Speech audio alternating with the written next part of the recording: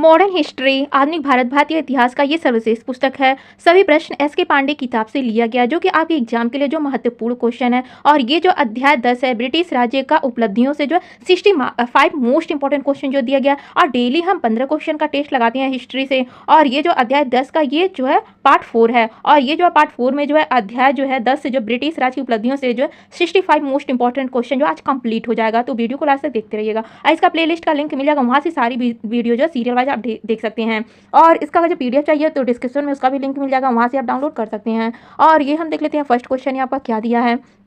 तो यह को फर्स्ट क्वेश्चन यहाँ पर दिया है, फर्स्ट क्वेश्चन नहीं 49 क्वेश्चन दिया गया है।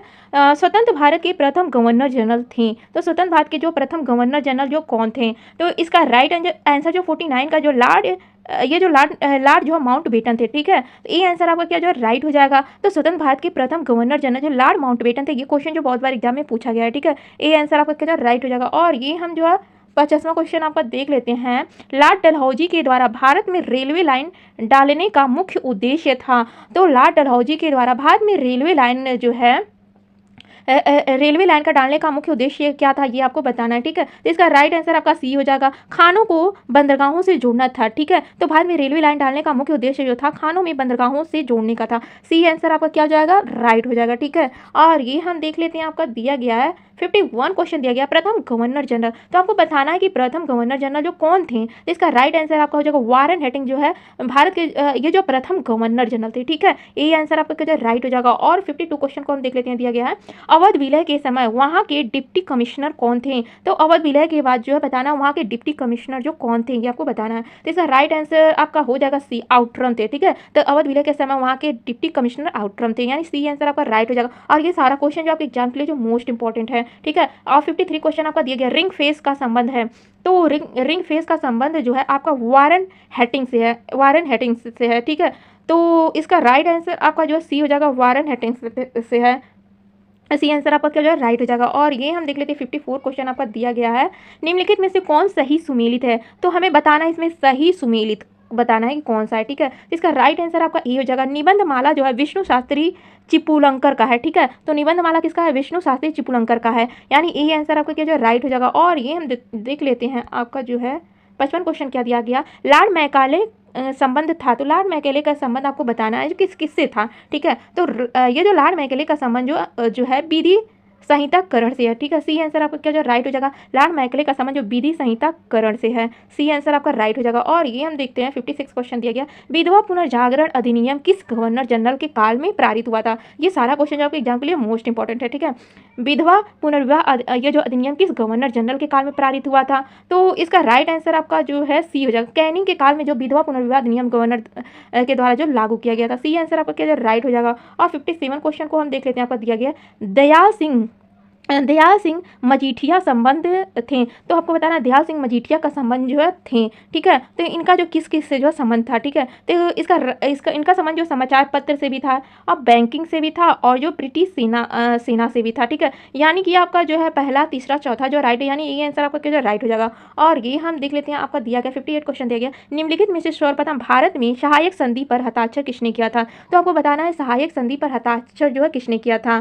तो 57 का आपका आंसर जो राइट हो जाएगा, आपका सी हो जाएगा। ठीक है, ये जो हैदराबाद के निजाम जो था, ये सर्वप्रथम जो भारत में सहायक संधि पर हस्ताक्षर जो किया था। ठीक है, हैदराबाद के निजाम, यानी सी आंसर आपका क्या राइट हो जाएगा। और ये हम देख लेते हैं, आपका दिया गया 59 क्वेश्चन दिया गया निम्नलिखित में से कौन डलहौजी की सबसे भयंकर राजनीतिक भूल सिद्ध हुई थी। तो आपको बताना है डलहौजी की जो है सबसे भयंकर भूल राजनीतिक भूल जो सिद्ध हुई थी, तो अवध का अधिग्रहण, यानी डी आंसर आपका क्या जो राइट हो जाएगा। तो डलहौजी का जो है सबसे भयंकर राजनीतिक भूल सिद्ध हुई थी अवध का अधिग्रहण, यानी डी आंसर आपका राइट हो जाएगा। और ये हम देख लेते हैं, आपका दिया गया 60वां क्वेश्चन गुब्बार एक खातिर के लेखक आपको बताना है जो कौन था। तो इसका राइट आंसर आपका हो जाएगा अबुल कलाम आजाद थे। डी आंसर आपका क्या हो जाएगा, राइट हो जाएगा। ठीक है, गुब्बार एक खातिर के लेखक अबुल कलाम आजाद थे। और ये हम 61 क्वेश्चन को देखते हैं, क्या दिया नीचे उन राज्यों के नाम दिए गए हैं जिन्हें दयावासन सिद्धांत के अंतर्गत ईस्ट इंडिया कंपनी ने अपने राज्यों में मिला लिया था, उन्हें कालानुक्रम अनुसार रखिए। तो हमें कालानुक्रम अनुसार जो बताना है। ठीक है, तो सबसे पहले तो इसका राइट आंसर आपका जो है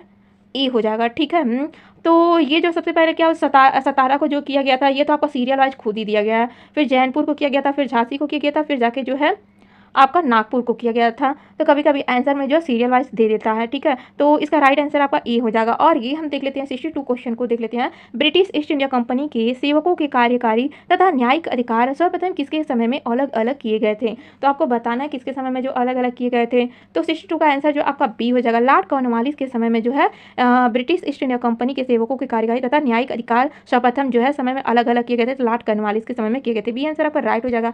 और ये हम जो है देख लेते हैं 63 क्वेश्चन दिया गया है।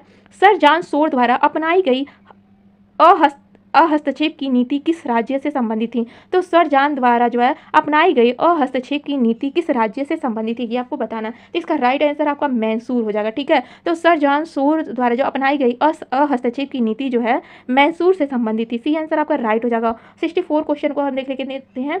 तो भारतीयों द्वारा अंग्रेजी में प्रकाशित प्रथम समाचार पत्र, तो आपको बताना है भारतीयों द्वारा जो अंग्रेजी में प्रकाशित प्रथम समाचार पत्र था तो ये कौन था। तो इसका राइट आंसर आपको जो हिंदू जो है पेट्रियट था। ये आंसर आपका जो राइट हो जाएगा।